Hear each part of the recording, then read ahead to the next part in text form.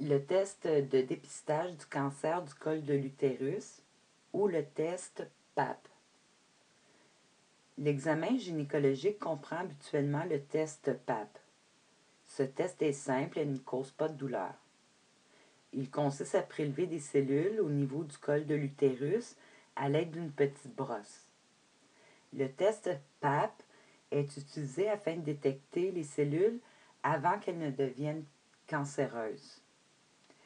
Les cellules précancéreuses ne causent généralement pas de symptômes. Détectées précocement par le test PAP, le médecin pourra suivre étroitement leur évolution et offrir un traitement afin d'éviter, dans la mesure du possible, la survenue d'un cancer. Quant aux cellules détectées au stade de cancer, celui-ci sera traité rapidement et les chances de survie se verront améliorées.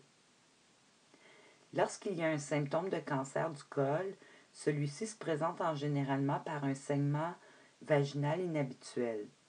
Il peut y avoir des saignements entre les menstruations ou bien ces dernières peuvent être plus abondantes qu'habituellement.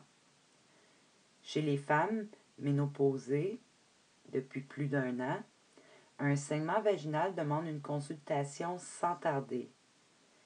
Par ailleurs, il est recommandé de toujours utiliser un condom, puisque la cause actuelle de la plupart des cancers du col est un virus sexuellement transmissible de la famille des condylomes.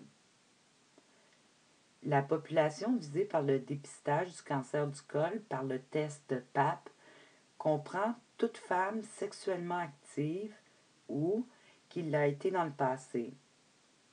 Il est recommandé de commencer le dépistage à partir de l'âge de 21 ans et de faire les tests aux 2 à 3 ans. L'intervalle est plus rapproché si un test a déjà été anormal. Au Québec, il est recommandé de soumettre à un test PAP jusqu'à l'âge de 65 ans.